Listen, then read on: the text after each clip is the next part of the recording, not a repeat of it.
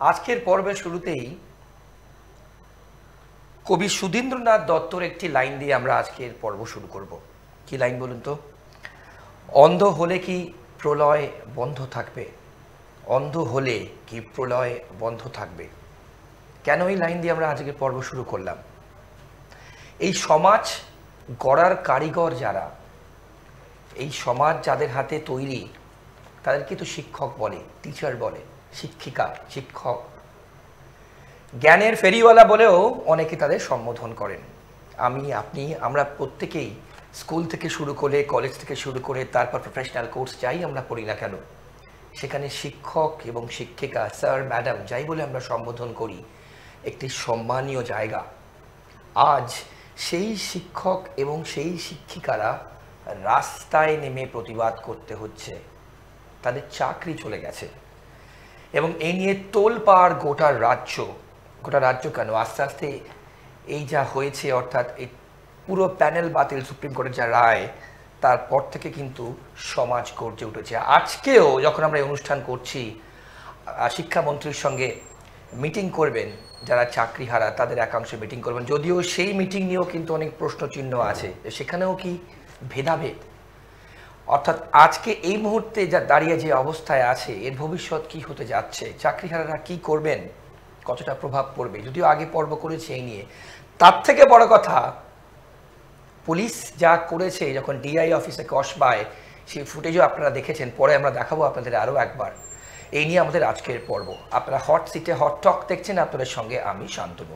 আমার সঙ্গে আছেন অর্কপ্রভ সরকার, রাজনৈতিক বিশ্লেষক এবং প্রবীণ সাংবাদিক, যার বিশ্লেষণ আপনারা প্রতি পর্বে শুনছেন। প্রচুর মানুষ দেখছেন অনুষ্ঠান, প্রচুর মানুষ কমেন্ট করছেন, প্রচুর মানুষ অনেক কিছু জিজ্ঞেস করছেন। আমরা চেষ্টা করছি এত কমেন্টের মধ্যে যতগুলো সম্ভব আপনাদের সামনে তুলে ধরার। অর্কদা, আপনাকে স্বাগত আজকের পর্বে। অন্ধ হলে কি প্রলয় বন্ধ থাকে? দাদা, আগে প্রথমেই আপনার ব্যাখ্যা চাইব। প্রথম কথা, বাংলা সিনেমার একটা কালজয়ী গান সবাই শুনেছে, মর্জিনা আবদুল্লাহ ছবির, মিঠু মুখার্জির অনবদ্য অভিনয়, অনুপ ঘোষালের সঙ্গে ডুয়েট ছিল, মার ঝাড়ু মেরে ঝেঁটিয়ে বিদায় কর। এখন বঙ্গবাসী কাকে ঝেঁটিয়ে বিদায় করবেন সেটা বলার অপেক্ষা রাখে না। করবেন কি করবেন না সেটা 2026 সালে বসে যাবে, কিন্তু পরিস্থিতি যা দাঁড়িয়েছে, পাপের ঘোড়া এদের পূর্ণ হয়ে গেছে। কথা আছে না, পাপ বাপকে ছাড়ে না, তাই এই পাপ এদের কেউ ছাড়বে না। আমি শিক্ষামন্ত্রীকে, ব্রাত্যবাবুকে আমি ব্যক্তিগতভাবে খুব রেসপেক্ট করি, আমি তাকে ব্যক্তিগতভাবে দাদা বলি, তিনি গুণী মানুষ, কিন্তু উনি এখন আর শিক্ষামন্ত্রী নেই, উনি হয়ে গেছেন নাট্যমন্ত্রী। কদিন আগে মাই লর্ডকে কটাক্ষ করতে গিয়ে তিনি বললেন, সর্প হয়ে দংশন করো, ওঝা হয়ে প্রতিকার করো। তো দংশন তো করেছে রাজ্য সরকার, এখন প্রতিকার করার আছিলায় মানুষকে বিভ্রান্ত করছে। অভিষেক মানু সিংভি, যিনি সুপ্রিম কোর্টে রাজ্য সরকারের বিভিন্ন মামলার সওয়াল করেছেন, তিনি সংবাদ মাধ্যমকে জানিয়েছেন মুখ্যমন্ত্রীর সঙ্গে তার কথা হয়েছে, সুপ্রিম কোর্টের রায় বেরোনোর পর রিভিউ পিটিশন দাখিল করতেই পারে, কিন্তু স্বস্তি মেলার পরিসরটা খুবই সংকীর্ণ।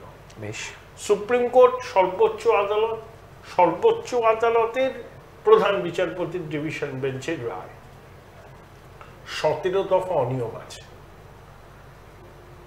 আইন মোতাবেক এই রায়টা হয়েছে। আমাদের খারাপ লাগছে, কারণ যোগ্যরা বলি হয়ে গেলে এই অনাচার।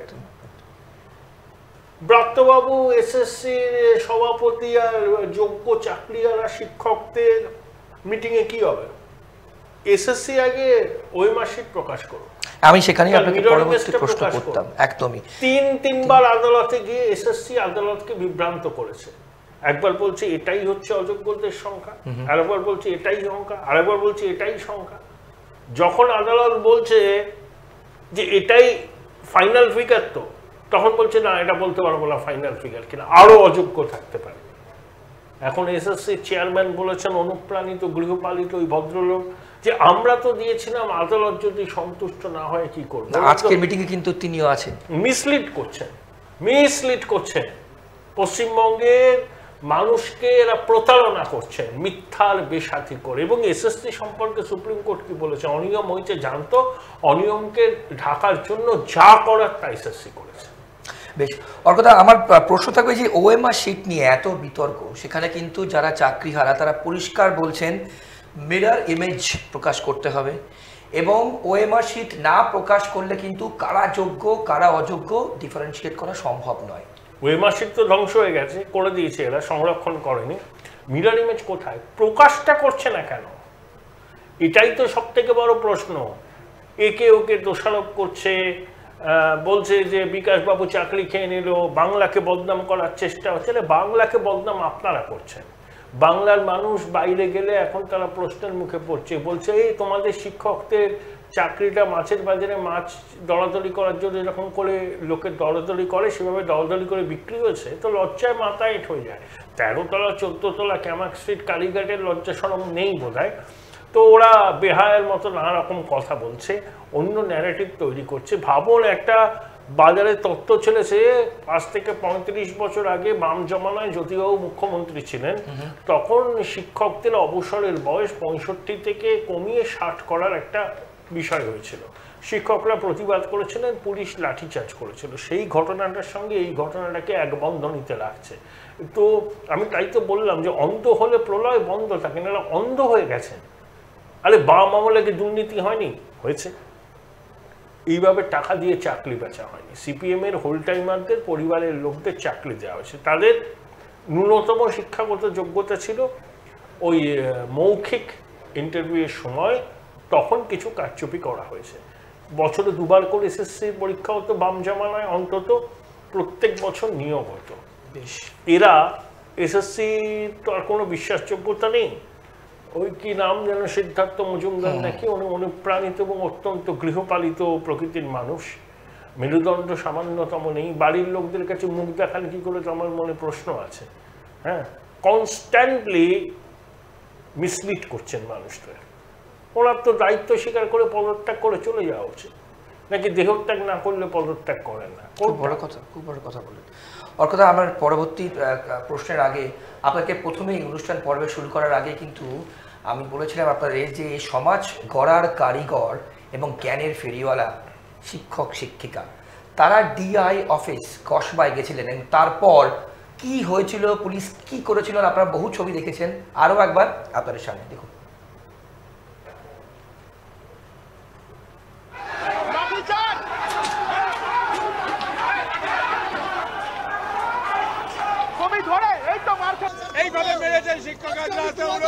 রাজ্য শিক্ষা দপ্তর অযোগ্য রাজনৈতিক ষড়যন্ত্র আমাদের করেছে। যারা রাজনীতি করে তারাই দেশ চালানো অযোগ্য। সুপ্রিম কোর্টের বিচারপতি অযোগ্য, তারা নির্দোষকে শাস্তি দেয়, দোষীদের শাস্তি দেয় না। কলকাতা দর্শকরাও সেই ছবি দেখছেন, যেটা নিয়ে এই মুহূর্তে রাজ্য তোলপাড়। এবং এই ঘটনার পর আজকে কিন্তু যারা শিক্ষক শিক্ষিকারা তারা ফুল দিতে গেছিলেন। দেখুন, কোন সার্কেল করে আমরা দেখানোর চেষ্টা করছি আপনাদেরকে, যেখানে পুলিশ মেরেছে, এবং এরা এই শিক্ষকরা, আবার দেখুন সেই ছবি দেখাচ্ছি আমরা, এবং এই শিক্ষক শিক্ষিকারাই আজ পুলিশকে ফুল দিতে গেছিলেন এসএসসি ভবনের সামনে। শিক্ষক শিক্ষিকারা তো লেখাপড়া করে পরীক্ষা দিয়ে চাকরি পেয়েছে। আচ্ছা, পুলিশের পরিবারেরও কিন্তু অনেকে চাকরি পেয়েছে। পুলিশ কিন্তু আমাদের সহনাগরিক। এইভাবে ঝাঁপিয়ে পড়ে, এরা তো দুর্বৃত্ত নয়। এবং তারপরে কোথায় সহমর্মিতা জ্ঞাপন করবে? চাঁদসদাগরে মনসা পুজো করার মতো কমিশনার বলছে না হলেই ভালো হতো, কিন্তু এরাও প্ররোচনা দিয়েছিল। বাংলার নতুন আয়াতুল্লাহ বলছেন ওরা কেন দখল করতে গিয়েছিল। উনি তো বেআইনিভাবে ওয়াকফ সম্পত্তি দখল করেছেন বলে শুনেছি। তো ওনার মানসিকতায় এটাই আছে বোধহয়, সব কিছুই বেআইনিভাবে দখল করতে হয়। তো কতটা অসংবেদনশীল একটা সরকার হলে শিক্ষকদের উপর লাঠি চালাচ্ছে আর তার জন্য কোনো অনুতপ্ত হচ্ছে না, ক্ষমা চাইছে না। আরে করজোরে ক্ষমা চান মানুষের কাছে, আমাদের অত্যন্ত ভুল হয়ে গেছে, ক্ষমা চান। তা না করে এমন ন্যারেটিভ তৈরি করছে যেন এরা সততার মূর্ত প্রতীক, সিজারের পত্নীর মতো সব সন্দেহের ঊর্ধ্বে। যত দোষ হচ্ছে এই আন্দোলনরত যোগ্য শিক্ষক অশিক্ষকদের। আপনাকে আরো একটা তথ্য দিয়ে রাখি অর্কদা, যারা গেছিলেন তাদের এগেনস্টে সুমোটো মামলা করা হয়েছে। এটাই তো মানে এই সরকার যে অসংবেদনশীল, প্রতি পদে পদে নিজেদের প্রমাণ করছে। কিন্তু পুলিশের লাঠি দিয়ে প্রতিবাদ কখনো বন্ধ করা যায় না। কি দিন পড়লো শেষ পর্যন্ত, ছাত্র সমাজের কাছে কি বার্তা গেল? শিক্ষকরা লাঠি এবং লাঠি মারছে পুলিশ। না, এগুলো তো মানুষ এবার দেখুক, এরা শিক্ষা চাকরি চুরি টাকা খেয়েছে, গরুর টাকা খেয়েছে, কয়লার টাকা খেয়েছে, চালের টাকা খেয়েছে, সর্বভুক, মাটি খায়, সব খায়, কাঠ খায়, সব খায়। এদের একটাই লক্ষ্য, এলোমেলো করে দেওয়া, লুটে পুটে খায়। হ্যাঁ, এদের ন্যূনতম মানবিকতা বোধ আছে? ক্ষমা চাইছে না মানুষের কাছে। এরা বুঝতে পারছে না যে শিক্ষকদের উপর লাঠি চালানো মানে সমগ্র সমাজকে অসম্মান করা। প্রত্যেক বাড়িতেই তো ছেলেমেয়েরা স্কুল কলেজে যায়, তারা তো পড়াশোনা করে, সে বেসরকারি প্রতিষ্ঠান হোক সরকারি প্রতিষ্ঠান হোক। আরে শিক্ষক তো শিক্ষক। তুমি শিক্ষকদের উপর লাঠি চালালে, লাঠি মারলে তুমি সমগ্রভাবে বাংলার সাংস্কৃতিক ঐতিহ্যকে অসম্মান করছো। তার থেকে অর্কদা আমার প্রশ্ন থাকবে, ছাত্র সমাজের কাছে কি বার্তা যাবে? যারা পড়াশোনা করাতেন, যাদের ক্লাস করতেন, আজকে তারা টিভিতে দেখতে পাচ্ছেন তারা অনশনে বসে আছে ন্যায্য ভাবে, তারা অবস্থান করছে। দিল্লিতে যন্তর মন্তরে আমরণ অনশন শুরু করবে 16ই নভেম্বর। তখন শান্তির ললিত বাণী শোনাচ্ছে, বলছে মুখ্যমন্ত্রীর উপর ভরসা রাখুন। কি ভরসা রাখবেন? তার নাকের ডগায় ঘটনাগুলো ঘটলো। পার্থ চট্টোপাধ্যায় যে চাকরি বেচে টাকা তুলছে সেটা তো এই সরকার জানতো। কুণাল ঘোষ তো বলিয়েছে, ব্যবস্থা নেননি কেন? গোয়েন্দা দপ্তর কি করছিল? এই পুলিশ কি করছিল? গোয়েন্দা দপ্তর জানতো না যে চাকরি বিক্রি করে টাকা তুলছে কিছু লোক? তখন ব্যবস্থা নেয়নি কেন? তখন পার্থ চ্যাটার্জিকে সরানো হয়নি কেন? সেগুলো তারা যদি আগে করতেন, হয় তারা জানতেন না, গোয়েন্দা দপ্তর নিদারুণ ব্যর্থতা, আর জানা সত্ত্বেও যদি কোনো কার্যকরী পদক্ষেপ সরকার না করে, তাহলে এটাই প্রমাণিত হয় সরকার বিষয়টাকে মদত দিয়েছে। বেশ, অর্কদা আমি আপনাকে আর একটা একদম সোজাসুজি প্রশ্ন করব। এখানে কিন্তু কুণাল ঘোষ বলছেন ডিআই অফিসে কেন গেলেন? মুখ্যমন্ত্রী তো বলেছেন স্কুলে যাওয়ার জন্য, ভলান্টারি সার্ভিস দেওয়ার জন্য। ভলান্টারি সার্ভিস দেবেন কেন ওনারা? ডিআই অফিসে কেন যেতে গেলেন? তো কোথায় যাবেন? শিক্ষামন্ত্রীও জিজ্ঞেস করছেন ডিআই অফিস কেন? কালিন্দিতে যাবেন? ওনার বাড়ির সামনে যাবেন? ব্রাত্যবাবু তো নিজে শিক্ষক, ওনার বাবা শিক্ষক ছিলেন। আমি ব্রাত্যদাকে খুব পছন্দ করি ব্যক্তিগতভাবে। ব্রাত্যদা ফেঁসে গেছে, বলি হয়েছে, ভিকটিম অফ দ্য সার্কামস্টান্সেস। ও 2011 সালে প্রথমবার যখন মন্ত্রী হলো, এসএসসি চেয়ারম্যান ছিলেন চিত্তমণ্ডল, খুব ভালো মানুষ। উনি কিন্তু কঠোর হাতে সবকিছু করার চেষ্টা করেছিলেন তৃণমূল ক্ষমতা আসার পর। হ্যাঁ, তাকে এই পার্থরা সরিয়েছিল, কারণ ব্রাত্য আর চিত্তবাবুর এই জুটি থাকলে পরে এইসব কাণ্ড হতো না। পার্থ 8 বছর ধরে লুট করলো।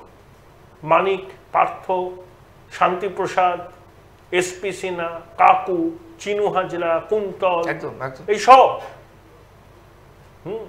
পিসি, মাসি, কাকু, ভাইপো, সব ইনভলভ। কিছু জানি না, কিছু বুঝি না, রাইট টু ব্লান্ডার। আবার নেতাজির কথা বলেন উনি। আমি ভাবি মেগালোম্যানিয়ায় আক্রান্ত না হলে কেউ নেতাজিকে এই প্রসঙ্গে তুলতে পারেন না। হ্যাঁ, বাংলার দুর্ভাগ্য, বাঙালির দুর্ভাগ্য যেগুলো দেখতে হচ্ছে। ব্রাত্যবাবুর তো উচিত পদত্যাগ করা, পরিষ্কার বলা যে আমার পক্ষে এটা গ্রহণ করা সম্ভব হচ্ছে না। কারণ আমি নিজে শিক্ষক ছিলাম, আমার বাবা শিক্ষক ছিলেন, আমার একটা নৈতিক দায়িত্ব তো আছে, বিবেকের দংশন তো হয়। আমি আর এর মধ্যে নেই। দিদি আমাকে অব্যাহতি দিন। সম্মান করতাম ব্রাত্যবাবুকে, তার নাটক নিয়ে এখনো সম্মান করি। কিন্তু সর্প হয়ে দংশন করো, ওজা হয়ে প্রতিকার করো বলে মাই লর্ডকে তিনি কটাক্ষ করছেন। দংশনটা কে করেছে? এই পরিস্থিতির জন্য দায়ী কে? বিকাশবাবু দায়ী নয়, কোনো বিরোধী রাজনৈতিক দল দায়ী নয়, অভিজিৎবাবু দায়ী নয়। দায়ী হচ্ছে রাজ্য সরকার, শিক্ষা দপ্তর, এসএসসি, মধ্যশিক্ষা পর্ষদ। এগুলো মানুষ বোঝে কেন শাক দিয়ে মাছ ডাকতে চাইছে। অর্থাৎ দুটো খুব গুরুত্বপূর্ণ প্রশ্ন করব। প্রথম প্রশ্ন করব যেটা আপনাকে, যে সেখানে কিন্তু বেশ কিছু শিক্ষক অনশন করছেন, এসএসসি ভবনের সামনে কিন্তু অনশন করছেন, এখন শুরু হয়ে গেছে ইতিমধ্যেই, যত দিন যাবে হয়তো এর সংখ্যা বাড়তে থাকবে। আর পরের প্রশ্ন আমি যেটা করব, খুব ইন্টারেস্টিং, এই যে রিভিউ পিটিশন, এই রিভিউ পিটিশন করলে কি হতে পারে? সব থেকে গুরুত্বপূর্ণ, দুটো টি শার্ট লেখা অলরেডি কিন্তু হয়ে গেল। একটা তো আছেই ধর্ম নিয়ে, আমি গর্বিত হিন্দু। আজকেও এসএসসি অভিযান যারা করছেন, তার চাকরিহারারা, তারা টি শার্টে লিখছেন আমরা যোগ্য। তাহলে পড়াশুনো করে এসএসসি ক্লিয়ার করে শিক্ষকতা করে তাকে প্রমাণ করতে হচ্ছে আমি যোগ্য। টি শার্ট আমার বক্তব্য হচ্ছে, যারা যোগ্য তারা আন্দোলন করুন। রাজনৈতিক অনুপ্রবেশ যাতে না ঘটে সেদিকে লক্ষ্য রাখুন। রাজনীতির কারবারিরা ভোটের অঙ্ক ছাড়া কিছু বোঝে না। আপনারা আন্দোলন করুন, সাধারণ মানুষ আপনাদের সঙ্গে আছে। রাজনৈতিক নেতারা যদি দলীয় পতাকাকে পাশে রেখে সরিয়ে আসতে পারেন, স্বাগত। 2, সর্বভারতীয় মিডিয়ার সামনে যোগ্য চাকরিহারাদের যন্ত্রণাটা তুলে ধরা উচিত। দিল্লি প্রেস ক্লাবে ওনাদের প্রেস কনফারেন্স করা উচিত, যাতে সর্বভারতীয় গণমাধ্যম বিষয়টা সম্পর্কে আরো বেশি ওয়াকিবহাল হয়। তারা যন্তর মন্তরে অনশন করবেন, আমরণ অনশন, সেটা অবশ্যই সর্বভারতীয় মিডিয়ার নজরে পড়বে। 3, দেখুন, বাংলার তথাকথিত বুদ্ধিজীবীরা তো এখন অনুপ্রাণিত গৃহপালিত, তারা তৃণজীবী, তাদের দ্বারা কিছু হবে না। ওদেরকে দেখলে পরেই মানুষ এখন মুখ ফিরিয়ে নিচ্ছে, বলে এই চামচা বেলচাগুলো এসছে। হ্যাঁ, এরা যে কি কথা বলে সেই কথার তো কোনো গ্রহণযোগ্যতা নেই। এখন এরাই কি বুদ্ধিজীবী? এটাই হচ্ছে মৌলিক প্রশ্ন। না, যে কৃষক এই এপ্রিল মের পিচগলা গরমে 40-45 ডিগ্রি তাপমাত্রাকে উপেক্ষা করে মাঠে চাষ করেন, যে শ্রমিক কলকারখানায় কাজ করেন, যে আইনজীবী আদালতে সওয়াল করেন, যে সংবাদপত্রের কর্মী সংবাদ মাধ্যমে কাজ করেন, যে শিক্ষক অশিক্ষক স্কুল কলেজ বিশ্ববিদ্যালয়ে কাজ করেন, যে তরুণ বা তরুণী সওদাগরি দপ্তরে কাজ করেন, তারাই হচ্ছে ইন্টেলেকচুয়াল। গ্রামসি তার কনসেপ্ট অফ হেজিমনি ব্যাখ্যা করতে গিয়ে বলেছিলেন এদেরকে যে এরা হচ্ছে অর্গানিক ইন্টেলেকচুয়াল, এদের কোনো প্রিকনসিভ নোশন নেই, এরা সাদাকে সাদা কালোকে কালো বলতে পারেন এবং জীবন সংগ্রামের মধ্যে দিয়ে তারা অভিজ্ঞতা সঞ্চয় করেন। তারাই এগিয়ে আসুন, তারাই প্রতিবাদ করুন। প্রতিবাদ সচেতনতার ভাষা, এটাকে আমরা মেনে নিতে পারি না। রবীন্দ্রনাথের কথা আছে, দ্বার বন্ধ করে দিয়ে ভ্রমটারে রুখি, সত্য বলে আমি তবে কোথা দিয়ে ঢুকি। হ্যাঁ, এখন কিন্তু দরজা জানলা বন্ধ করে, আমার বাড়িতে তো কিছু হয়নি, আমার সন্তান তো দুধে ভাতে আছে, আজকে ভাবছেন, কালকে আপনার সন্তানের ভাগ্যেও যে এই পরিণতি হবে না কে বলতে পারে। তাই এখন হচ্ছে সংঘবদ্ধ প্রতিবাদ করা, অহিংস প্রতিবাদ করা, সত্যাগ্রহের মাধ্যমে প্রতিবাদ করা এবং গণতান্ত্রিক পদ্ধতিতে। তো গান্ধীর দেশ, এখানে কোনো হিংসার স্থান নেই। অহিংস গণতান্ত্রিক পদ্ধতিতে প্রতিবাদ, সেই প্রতিবাদের গুরুত্ব সাংঘাতিক। শাসক কিন্তু সেই প্রতিবাদকেই ভয় পায়, প্রকৃত গান্ধীগিরিকেই শাসক ভয় পায়। কি কি দেখছেন অর্কদা, মানে এর কোনো রেজলিউশন কি সলিউশন কি আপনি দেখতে পাচ্ছেন? চাকরিহারাদের চাকরি ফিরিয়ে দাও, এই আর্তনাদ, এই উনি তো মুখ্যমন্ত্রী প্ল্যান বি, আমি বুঝতে পেরেছি, civic teacher plan A B C D E, ওই সিভিক টিচার করবেন। এখন পার্শ্ব শিক্ষকরা 13,000 টাকা বেতন পায়, সপ্তাহে 20টা ক্লাস নিতে হয়, আর স্কুল ছুট হলে পরে তাদেরকে বাড়ি থেকে আবার স্কুলে নিয়ে আসতে হয়। বেশ বেশ, এখন তাদের বেতন উনি 3 গুণ বাড়িয়ে দেবেন, ধরুন 40,000 টাকা। এই যে যাদের যোগ্য চাকরি গেল তাদেরকে বলবেন আপাতত এটা করো, কনসলিডেটেড 40,000 টাকা, গ্র্যাচুইটি, পেনশন, অন্য কোনো বেনিফিট পাবে না, রিটায়ারমেন্টের সময় একটা কনসলিডেট টাকা দিয়ে। দেখো সরকার তো এটা করেছে, মানে সিভিক টিচার টাইপের ডোমেইন। এটাই হচ্ছে ওনার প্ল্যান বি, প্ল্যান সি, ওরকম কিছু রাখতে পারে। হ্যাঁ, এর বাইরে কিছু হবে না। যে এসএসসি ওএমআর শিট প্রকাশ করতে পারে না, যোগ্য অযোগ্য বাঁচবেন কি? সেটাই তো সব থেকে বড় কথা। হ্যাঁ, তাহলে যারা এমএসসি পিএইচডি করা, এমএ পিএইচডি করা ছেলেমেয়েরা যারা চাকরি দিয়ে মেধার ভিত্তিতে চাকরি পেল, তারা এখন সিভিক টিচার হবে। হ্যাঁ, আর হাতে পায়ে ধরেছে মধ্যশিক্ষা পর্ষদ সুপ্রিম কোর্টে যে ধর্মাবতার, এই শিক্ষাবর্ষ পর্যন্ত যোগ্যরা চাকরি করুক, তারপরে পরীক্ষা হবে, তখন যেটা আগে হবে আর কি। আর এই সময়ের মধ্যে তারা কিন্তু বাড়তি কোনো সুবিধা ক্লেম করতে পারবে না। মধ্যশিক্ষা পর্ষদ কাতর আবেদন করছে সুপ্রিম কোর্টে, আর মাননীয় বলছেন সবার চাকরি থাকবে, আমি গ্যারান্টি দিচ্ছি। হ্যাঁ, সিভিক টিচার হবে। মুখ্যমন্ত্রী বলতেই পারেন এই প্রস্তাব না, কোথাও তার কনফেস করা যদি অযোগ্য শব্দ বেরোয় তাহলে কি উনি দুর্নীতি তো প্রমাণিত হবে না? উনি তো অযোগ্যদের চিহ্নিত করতেই চাইছেন না, বলছেন দুর্নীতি প্রমাণিত হবে। এটা প্রমাণিত তো হয়েই গেছে, 17 রকম দুর্নীতি হয়েছে নিয়োগে। আর তো ঢাকা যাচ্ছে না শাক দিয়ে মাছ, সব বেরিয়ে গেছে, বেআব্রু হয়ে গেছে, কঙ্কালটা বেরিয়ে গেছে, কিছুতেই ঢাকতে পারবেন না। যতই নানাবিধ আজগুবি ব্যাখ্যা দিন না কেন, মানুষ জানে এর দায় কার। দায় এড়াবার চেষ্টা হচ্ছে, ফলস ন্যারেটিভ তৈরি করা হচ্ছে, তা বলে দায় এড়াতে পারবে না। শেষ প্রশ্ন অর্কদা, আজকে কিন্তু খুব গুরুত্বপূর্ণ মিটিং চলছে শিক্ষামন্ত্রী এসএসসি চেয়ারম্যানের সঙ্গে চাকরিহারাদের, কোনো আউটকাম কি কিচ্ছু হবে না, অশ্বডিম্ব প্রসঙ্গ। ওই চর্বিত চর্বণ হবে, যোগ্যরা কিছু দাবি করবে, এসএসসি বলবে আমরা দেখছি, ভরসা রাখুন, মুখ্যমন্ত্রীর উপর ভরসা রাখুন। এই 19-20 কথার মারপ্যাচ হবে, কোনো সলিউশন বেরোবে না, কোনো সলিউশন বেরোবে না। সলিউশন বের করতে চাইলে এসএসসি আগেই বের করতে পারত, সেটা এসএসসি চায় না। প্রতিষ্ঠানটার কোনো বিশ্বাসযোগ্য। এই আন্দোলনে আরো তীব্রতা বাড়বে অর্কদা, সেটা মনে করছেন?